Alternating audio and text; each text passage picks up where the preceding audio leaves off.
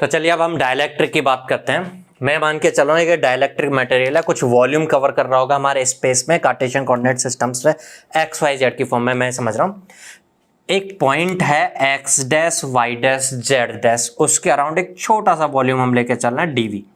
उस DV volume में atoms होंगे काफी कुछ। मैं यहाँ पर ही नहीं होंगे एटम्स, मैं यहाँ पे बात कर रहा हूँ कि एटम्स यहाँ पे होंगे, नहीं, एटम्स तो हर जगह पर होंगे। ठीक है, पूरे वॉल्यूम में एटम्स होंगे। किसके एटम्स होंगे?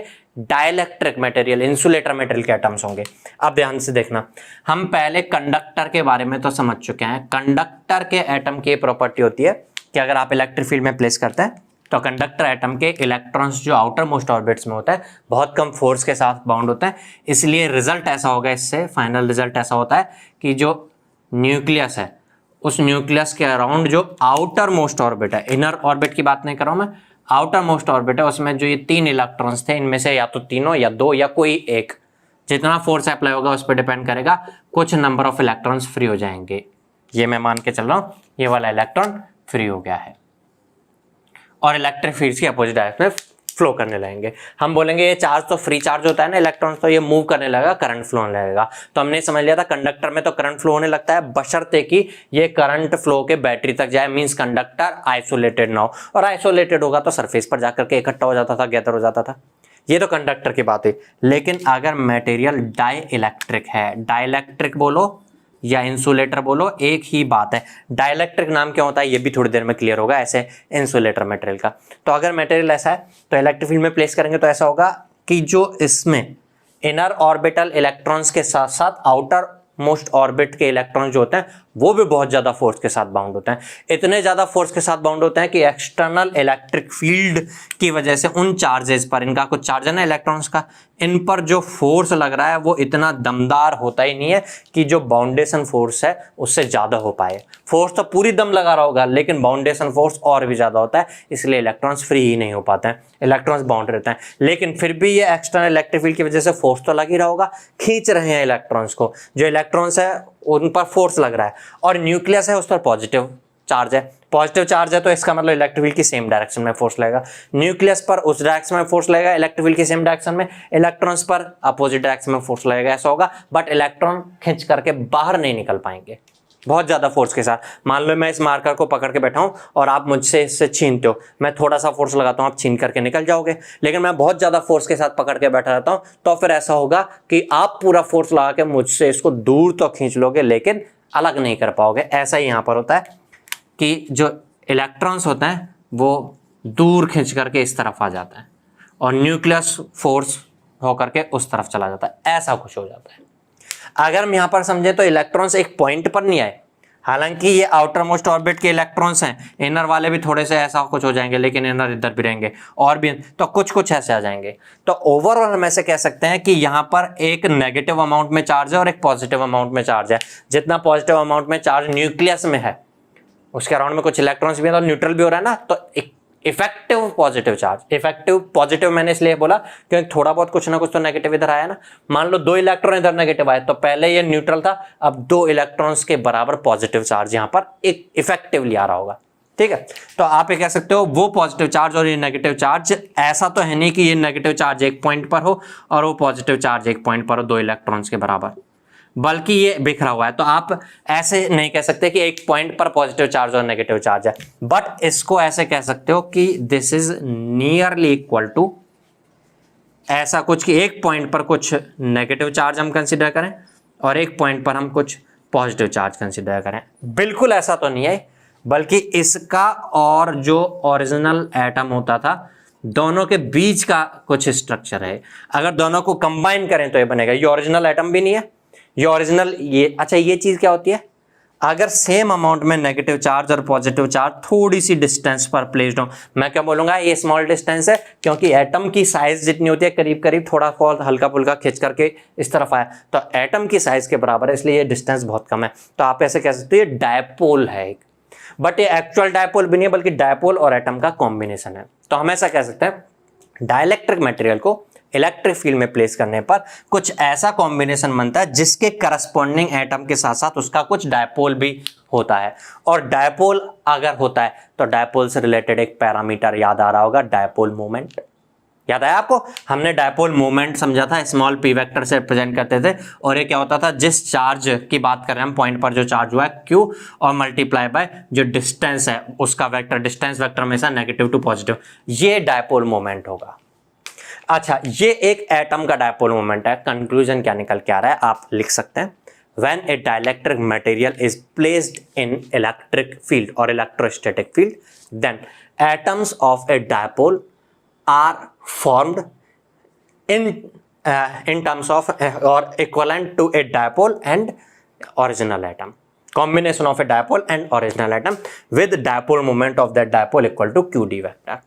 ये बात समझ में आया। अब ऐसा हमारा एक ही तो है नहीं एटम, हमारे इसमें तो यहाँ हजारों लाखों एटम्स होंगे, हर एटम्स में इस तरह से डायपोल मोमेंट फॉर्म हो रहा होगा डायपोल फॉर्मेशन होने की वजह से। क्या मेरा क्वेश्चन है अब, क्या जो यहाँ पर हजारों लाखों एटम्स हैं उन सब एटम्स का डायपोल मोमेंट सेम होगा या डायपोल मोमेंट डिफरेंट डिफरेंट हो सकता है, या ऐसा कुछ हो सकता है कुछ कुछ का सेम हो, कुछ और का कुछ अलग हो, कुछ और का कुछ अलग वैल्यू के साथ हो। क्वेश्चन मेरा क्लियर हुआ होगा, सोच करके रखिएगा, मैं समझता हूं फिर कि सेम होगा या डिफरेंट होगा। तो डायपोल मोमेंट हमें समझ में आ गया था। अब मेरा क्वेश्चन जो है उसका रिप्लाई समझते हैं हम। जो डायपोल मोमेंट होता है दोनों चार्जेस के बीच में जो डिस्टेंस आई है, हम इसको ऐसा भी बोल देते हैं कि चार्ज जो है नेगेटिव और पॉजिटिव एक दूसरे से डिस्प्लेस हुए हैं कुछ, तो डिस्प्लेसमेंट जितना है, डिस्प्लेसमेंट वेक्टर भी बोल सकते हैं हम इस डी वेक्टर को, ठीक है। ये डिस्प्लेसमेंट कितना है उस पर डिपेंड करेगा और चार्ज की वैल्यू पर डिपेंड करेगा। अब ध्यान से देखिएगा, चार्ज की वैल्यू जो है वो पॉजिटिव कितना चार्ज है न्यूक्लियस में, इलेक्ट्रॉन्स का नेगेटिव चार्ज कितना है उस पर डिपेंड करता है। और अगर हम कोई मटेरियल लेकर के चल रहे हैं तो मटेरियल के हर एटम में सेम, भाई मेटल का तो हर एटम सेम ही मटेरियल से बना हुआ है तो सेम ही तो चार्ज बनेगा, तो क्यू तो चाहे किसी भी एटम पर चले जाओ यहाँ पे हजारों लाखों पे सेम ही होगा। लेकिन क्या फोर्स जो अप्लाई हो रहा है वो इलेक्ट्रिक फील्ड पर डिपेंड करता है? इलेक्ट्रिक फील्ड जितना ज्यादा होगा उतना ज्यादा फोर्स अप्लाई होगा, तो इलेक्ट्रॉन्स जो होंगे वो उतना ज्यादा दूर डिस्प्लेस हो रहे होंगे, खींच करके उतना दूर आ रहे होंगे, डी वेक्टर उतना ज्यादा होगा, तो डायपोल मोमेंट उतना ही ज्यादा होगा। क्या इलेक्ट्रिक फील्ड जो है वो हर एटम पर सेम है? आप बोलोगे सेम इलेक्ट्रिक फील्ड में ही तो प्लेस कर रखा है हमने इसको, लेकिन ध्यान से समझिएगा, हम किसी दूर चार्ज की बात कर रहे थे जिसकी वजह से इलेक्ट्रिक फील्ड आ रहा था, उस चार्ज से डिस्टेंस जो है इस वाले एटम की कुछ अलग है, इसकी बजाय इस एटम की देखें तो कुछ अलग है, इस एटम की देखें तो कुछ अलग है। डिस्टेंस पर डिपेंड करता है क्या इलेक्ट्रिक फील्ड का स्ट्रेंथ? कूलम्ब्स लॉ से आया था, डिस्टेंस पर डिपेंड करता है ना, तो डिस्टेंस क्योंकि अलग अलग एटम्स की अलग अलग है इसलिए डिस्प्लेसमेंट भी अलग अलग होगा, डी वेक्टर अलग अलग होगा, तो डायपोल मोमेंट भी अलग अलग होगा। क्लियर है बात? हाँ, बट ये कह सकते हैं कि बहुत सारे एटम्स ऐसे भी होंगे जो सेम डिस्टेंस पर हैं। मान लो ये 1 मीटर में है तो थोड़ा सा इधर ना के नीचे भी 1 मीटर पे, इधर भी 1 मीटर में आ रहा होगा, ये कुछ होंगे जो 1 मीटर डिस्टेंस पर ही होंगे यहाँ से, तो उन सबका सेम होगा, बट सभी का सेम हो ऐसा नहीं कह सकता मैं। तो मैं टोटल डायपोल मोमेंट अगर कहूँ कि टोटल डायपोल मोमेंट कितना है, तो टोटल डायपोल मोमेंट बन जाएगा और जो इंडिविजुअल डायपोल मोमेंट्स हैं उनका एडिशन। फर्स्ट किसी एटम का डायपोल मोमेंट बन रहा होगा QD1 वेक्टर, किसी दूसरे का बन रहा होगा QD2 वेक्टर। समझ में आ गया ना, जो डिस्प्लेसमेंट वेक्टर है वही चेंज हो रहा होगा। अच्छा, डिस्प्लेसमेंट वेक्टर डी वेक्टर की डायरेक्शन तो मैग्नीट्यूड तो चेंज हो रहा, डायरेक्शन भी चेंज होगी। जैसे देखिएगा कोई इस डायरेक्शन में इलेक्ट्रिक फील्ड होगा, यहाँ से चार्ज से बात कर रहा हूँ तो ऐसे डिस्प्लेस हो रहा होगा, कोई इधर होगा तो इसका डिस्प्लेसमेंट ऐसे होगा, तो डायरेक्शन भी अलग अलग हो गई ना, इसलिए D1 vector D2 vector magnitudes में डायरेक्शंस में अलग अलग हो सकते हैं। ऐसे QD3 vector and so on. अगर मैं total number of n atoms मान के चलूं तो QDn वेक्टर। मैं टोटल डायपोल मोमेंट जनरलाइज करके ऐसे भी कह सकता हूं Q of Dn Dk K consider कर रहा हूं मैं, K vector from K equal to 1 to end total number of n atoms है। ये टोटल डायपोल मोमेंट हो गया, और ये टोटल डायपोल मोमेंट ये प्याज टाइप की शेप में जो मैंने कंसिडर किया ना, इस मटेरियल में टोटल डायपोल मोमेंट हुआ। अगर मैं इस मटेरियल का वॉल्यूम कंसीडर करूं कि 1 मीटर क्यूब है तो 1 मीटर क्यूब में टोटल इतना ही होगा। अगर ये 2 मीटर क्यूब में 2 मीटर क्यूब में इतना है तो पर यूनिट वॉल्यूम कितना डायपोल मोमेंट होगा? मैं बोल रहा हूं नेक्स्ट पैरामीटर डायपोल मोमेंट पर यूनिट वॉल्यूम, डायपोल मोमेंट पर यूनिट वॉल्यूम। नेम से समझ में आ जाएगा, हमें डायपोल मोमेंट फाइंड करना है पर यूनिट वॉल्यूम के लिए। तो यूनिट वॉल्यूम के लिए फाइंड करना है तो इसका जितना वॉल्यूम है उससे डिवाइड कर दूं, तो आप ऐसा कह दोगे टोटल डायपोल मोमेंट जो आ रहा था वो ऐसा कुछ आ रहा था अब इसका जितना भी वॉल्यूम है उससे डिवाइड कर देंगे अगर हम, तो डायपोल मोमेंट पर यूनिट वॉल्यूम आ जाएगा। अच्छा, डायपोल मोमेंट एक वेक्टर क्वांटिटी होती है, स्केलर क्वांटिटी होती है? ये तो एक वेक्टर क्वांटिटी होती है। अगर डायपोल मोमेंट वेक्टर क्वांटिटी है तो टोटल डायपोल मोमेंट भी वेक्टर क्वांटिटी होगा, सबके डायपोल मोमेंट्स का एडिशन। अगर सबके डायपोल मोमेंट के एडिशन में टोटल डायपोल मोमेंट में वॉल्यूम डिवाइड करें, वॉल्यूम तो एक स्केलर है, तो रिजल्ट एक वेक्टर आएगा। ये जो रिजल्ट वेक्टर होता है इसको हम कैपिटल पी वेक्टर से रिप्रेजेंट कर देते हैं, और ये जो कैपिटल पी वेक्टर है, इस कैपिटल पी वेक्टर को हम बोलते हैं polarization vector. Polarization vector. Clear हुई होगी बात है? ठीक है, तो आप ये कह सकते हो डायपोल मोमेंट पर unit volume is the polarization vector. Small p vector होता है डायपोल मोमेंट, पोलराइजेशन वेक्टर को हम कैपिटल पी वेक्टर से बोलते हैं। चलिए, कंक्लूजन ये निकल के आया है, डाइलेक्ट्रिक मटेरियल्स ऐसे मटेरियल्स होंगे जिनको अगर हम किसी इलेक्ट्रिक फील्ड स्पेस में प्लेस करें तो उस डाइलेक्ट्रिक मटेरियल के जो एटम्स हैं उनमें इस तरह से डायपोल्स फॉर्म हो जाते हैं। डायपोल फॉर्म होते हैं किसमें? इंसुलेटर मटेरियल्स में। इसीलिए इंसुलेटर मटेरियल्स को हम बोलते हैं डायपोल फॉर्म होता है डाइलेक्ट्रिक मटेरियल, इलेक्ट्रिक फील्ड में प्लेस करने पर जिसमें डायपोल फॉर्म हो, that is dielectric material. Clear है? इसीलिए इंसुलेटर का नाम है डाइलेक्ट्रिक मटेरियल। अब किसी इंसुलेटर को प्लेस करने पर उसमें कितना डायपोल फॉर्म हो रहे हैं, जितना ज्यादा डायपोल मोमेंट होगा आप बोलेंगे उसमें उतना ज्यादा डायपोल फॉर्मेशन हो रहा है। इस फिनोमेना को हम बोल देते हैं पोलराइजेशन होना। अगर डायपोल फॉर्म हो किसी मटेरियल में तो हम बोलेंगे पोलराइजेशन हो गया उस मटेरियल का।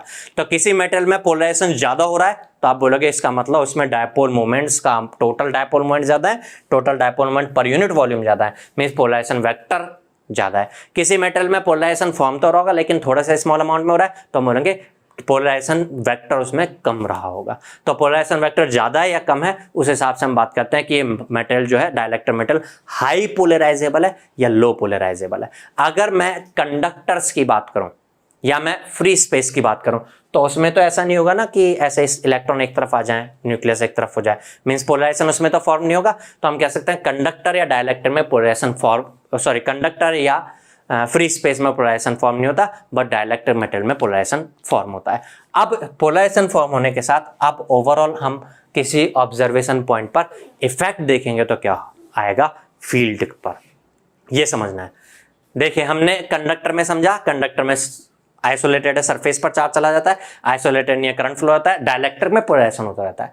अब इससे ऑब्जर्वेशन पॉइंट पर क्या इफेक्ट आएगा वो और समझते हैं, देखते हैं। चलिए, तो हम ऑब्जर्वेशन पॉइंट अगर P पॉइंट लेकर के चल रहे हैं, इस P पॉइंट पे अब क्या कोई इलेक्ट्रिक पोटेंशियल होगा? आप बोलोगे ये रहा चार्ज, चार्ज की वजह से पूरी दुनिया में हर जगह पर इलेक्ट्रिक पोटेंशियल होगा। डिस्टेंस बढ़ने के साथ हालांकि कम होता जाता है, बट यहाँ पर कुछ ना कुछ तो होगा, ज्यादा हो या कम हो, जो बात है डिस्टेंस पर डिपेंड कर रही होगी, इस चार्ज की स्ट्रेंथ पर डिपेंड कर रही होगी। साथ साथ यहाँ पर अगर मैं इस सब पूरे मटेरियल डाइलेक्ट्रिक मटेरियल में एक पॉइंट, इस पॉइंट की बात करता हूं जिस पॉइंट के अराउंड ये वॉल्यूम बहुत छोटा सा वॉल्यूम है, वहां पर डायपोल भी तो फॉर्म हो गया। केवल यहाँ पे नहीं, पूरे में डायपोल फॉर्म हो गया। अभी हम समझ चुके हैं डायपोल फॉर्म हो जाता है, तो डायपोल की वजह से भी तो किसी ऑब्जर्वेशन पॉइंट पर पोटेंशियल होता है। हालांकि डायपोल का टोटल चार्ज तो न्यूट्रल होता है, जितना पॉजिटिव उतना नेगेटिव है, लेकिन वो थोड़ी डिस्टेंस पर होने की वजह से हमने समझा था ना, डायपोल की वजह से पोटेंशियल आता है। और वो जो पोटेंशियल आता है डायपोल की वजह से किसी पॉइंट पर, याद आ रहा होगा आपको, वो पोटेंशियल आता था charge into d vector dot a are cap by 4 pi epsilon naught r square, क्यों होता था? ठीक है, तो यहां पर जो क्यू डी वेक्टर होता था, ये क्यू डी वेक्टर होता था पी वेक्टर डायपोल मोमेंट। याद आ गया होगा ना, क्यू डी वेक्टर तो डायपोल मोमेंट होता था, डायपोल मोमेंट हम समझ चुके हैं। अब हम एक पॉइंट पर जो डायपोल आ रहा है वो ना लेकर के एक छोटे से वॉल्यूम डीवी में, जो डीवी में जो डायपोल बनकर के आ रहा है उसकी वजह से पोटेंशियल की बात कर रहा हूं मैं। तो ओवरऑल की वजह से इस पॉइंट पर पोटेंशियल V आएगा कोई, पूरे यहां पर जो डायपोल फॉर्म हो रहा है, लेकिन इस छोटे से वॉल्यूम की वजह से जो पोटेंशियल आएगा उसको मैं dV कह दे रहा हूं। यहां पे dV वॉल्यूम नहीं कंसीडर करना है, ध्यान समझना, ये dV voltage means potential due to small dV, ये मान के चलो। इस dV को मैं dV स्मॉल ले रहा हूं, इसको मैं dV कैपिटल कंसीडर करके चलो। स्मॉल v वॉल्यूम है, कैपिटल V वोल्टेज है। और क्या हो जाएगा ये हो जाएगा इस छोटे से वॉल्यूम के अंदर जो डायपोल, टोटल डायपोल मोमेंट आया, Q D vector dipole moment आया वो, और टोटल डायपोल मोमेंट क्या आया वो आप कहोगे P वेक्टर तो आ रहा था यूनिट वॉल्यूम के अंदर, तो छोटे से वॉल्यूम में क्या आ जाएगा P वेक्टर इंटू छोटा सा वॉल्यूम dV। ये टोटल डायपोल मोमेंट हो गया dot a are cap by 4 pi epsilon naught r square. अब ध्यान से इधर देखिएगा, अगर मैं कभी 1/r का 1/r स्केलर होगा ना, r is the distance, distance होती है r, तो इसका ग्रेडियंट लेता हूं तो रिजल्टिंग एक वेक्टर, ग्रेडियंट तो स्केलर का आता है, रिजल्टिंग एक वेक्टर आएगा, उस रिजल्टिंग वेक्टर की डायरेक्शन ए आर कैप होगी। और क्या होगा ये, अगर आप इसका ग्रेडियंट मींस डिफरेंशिएशन करेंगे तो आर स्क्वायर डिवाइड में होकर क्या जाएगा ना, 1/r square of A are cap, ऐसा कुछ आ जाएगा। तो ध्यान से देखना, जहां A are cap by R square नजर आ रहा है उसको आप डेल ऑफ 1/r भी कह सकते हैं। अगर मैं ऐसा कह देता हूं तो ये बन जाएगा पी वेक्टर। अच्छा, यहां से मैं ये 1/4 पाई एप्सिलॉन नॉट तो कॉमन आउट ले रहा हूं, पी वेक्टर भी बाहर निकाल दे रहा हूं, डीवी साथ में रख रहा हूं, मैं डीवी को अलग से लिखूंगा, मैं A are cap by R square के लिए जय लिख दे रहा हूं ग्रेडियंट ऑफ 1/r, ठीक है, और साथ में ये डीवी स्मॉल वी है, डीवी स्मॉल वी है। क्लियर है। अब इसको थोड़ा सा सॉल्व करने के लिए आप बैक जो हमने पहले वेक्टर आइडेंटिटी समझी हैं उन पर जाइएगा। ध्यान से देखना इधर, अगर किसी स्केलर f के साथ किसी वेक्टर a वेक्टर का मल्टीप्लाई करें तो रिजल्ट एक वेक्टर आएगा, उसका अगर उस रिजल्ट वेक्टर का डाइवर्जेंस कैलकुलेट करें, देखना क्या आना चाहिए result, divergence of some vector is scalar. तो आपको याद आ रहा होगा इंडिविजुअल पहले f को कांस्टेंट a पर डेल ऑपरेटर अप्लाई करना होता है, प्लस a को कांस्टेंट f पर डेल ऑपरेटर अप्लाई होना होता है। f तो स्केलर है, f पर तो ग्रेडियंट के अलावा और कुछ कर भी नहीं सकते। ये वेक्टर और ये वेक्टर को डॉट प्रोडक्ट करना पड़ेगा रिजल्ट स्केलर बनाने के लिए। याद आ गया होगा वेक्टर आइडेंटिटीज में हमने डिस्कस किया था। और डेल a, ये f तो स्केलर है, डेल a पर ऐसा ऑपरेशन करना है कि रिजल्ट स्केलर बन गया है, f स्केलर से मल्टीप्लाई हो गया तो स्केलर हो गया होगा, ये खुद भी स्केलर हो, इसके लिए आपको क्या करना होगा, डेल डॉट ए, ये होता था। तो यहां से आप ऐसा भी समझ सकते हो, कभी a डॉट डेल f हो तो उसके लिए आप कह सकते हो del dot f a vector minus f del dot a vector. तो ध्यान से देखना, अगर मैं इस चीज को इसलिए कर रहा हूं क्योंकि एक वेक्टर के साथ डेल ऑफ सम स्केलर नजर आ रहा है, तो यहां से मैं इस फॉर्म में इसको चेंज कर सकता हूं। अगर इस फॉर्म में चेंज करूं तो 1/4 पाई एप्सिलॉन नॉट तो कांस्टेंट है, डीवी भी कांस्टेंट रहेगा, बाहर निकालूंगा मैं।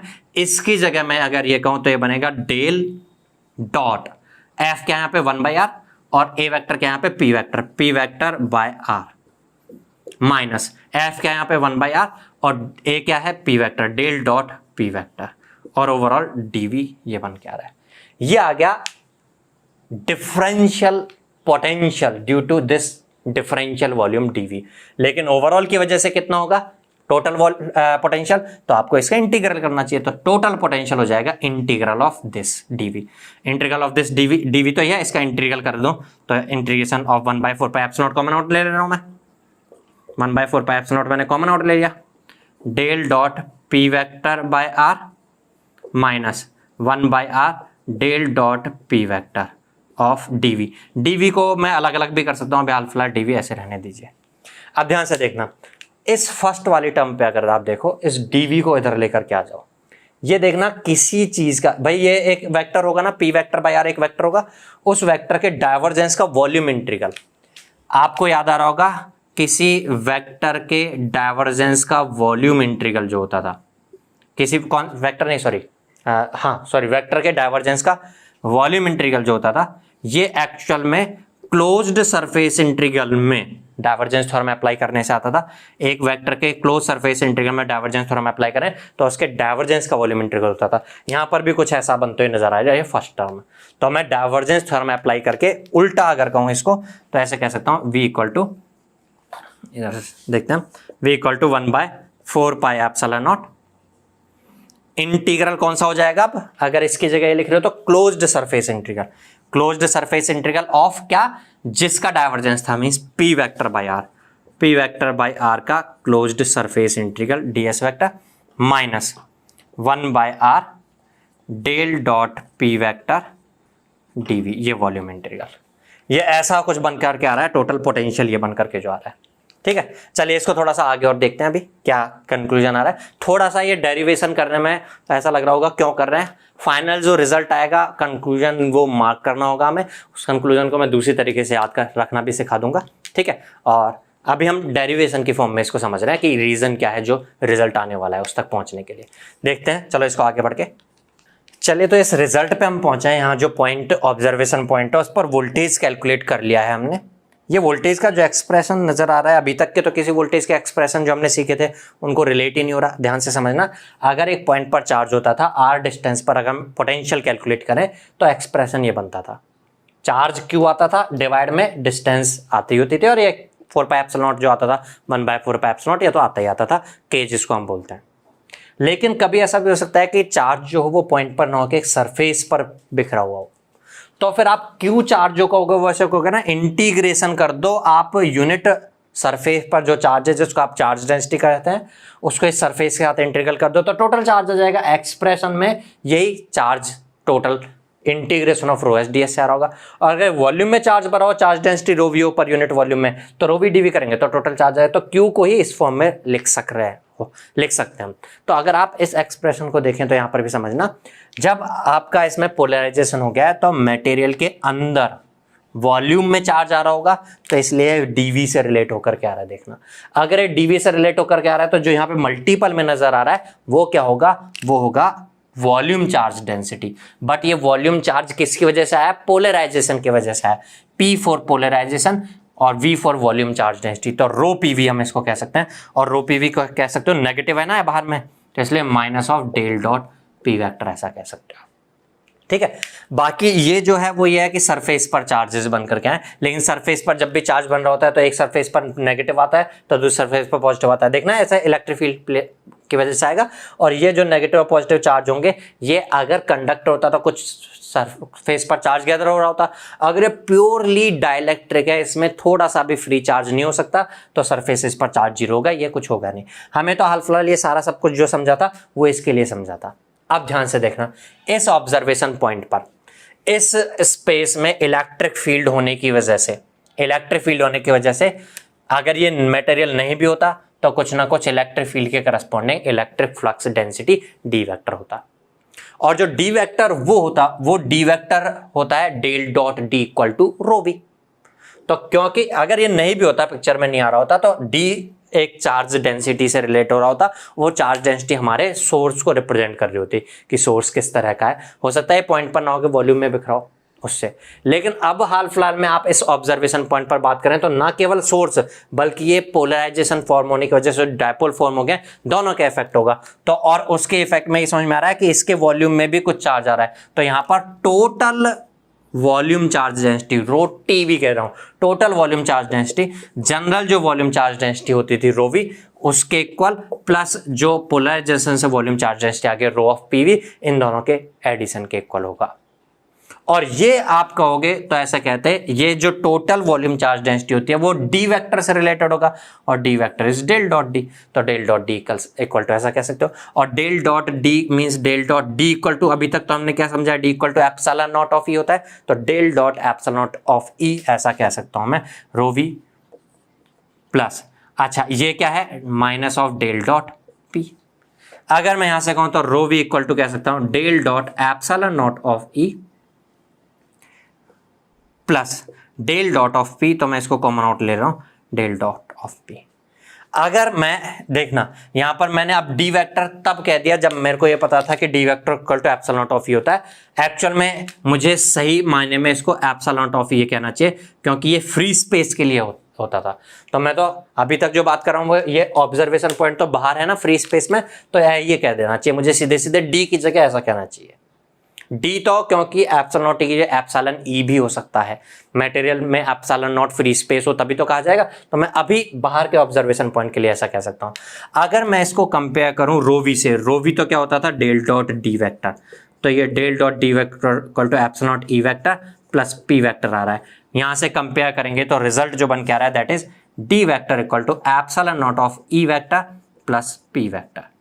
अब ये पी वेक्टर जो था वो क्या था, डायपोल मोमेंट पर यूनिट वॉल्यूम, जिसको हमने पोलराइजेशन वेक्टर भी कहा था। अब मेरा क्वेश्चन क्या है, समझने वाली बात है, आप भी समझिएगा कि ये जो पी वेक्टर होगा मींस टोटल डायपोल मोमेंट पर यूनिट वॉल्यूम जो होगा, ये कम होगा अगर डायपोल कम फॉर्मेशन हो, पोलराइजेशन कम हो। पोलराइजेशन कब कम होंगे? जब एक्सटर्नल इलेक्ट्रिक फील्ड जो अप्लाई हो रहा है वो बहुत कम स्ट्रेंथ का हो, तो जो डिस्प्लेसमेंट हो रहा होगा, चार्ज को खिंचावट फील हो रही होगी, वो भी कम होगी। अगर चार्ज को खिंचावट कम फील हो रही होगी तो डी वेक्टर कम होगा, डी वेक्टर कम होगा तो पोलराइजेशन डायपोल मोमेंट कम होगा, डायपोल मोमेंट कम होगा तो टोटल डायपोल मोमेंट कम होगा, टोटल डायपोल मोमेंट कम होगा तो टोटल डायपोल मोमेंट पर unit volume means polarization vector भी कम होगा।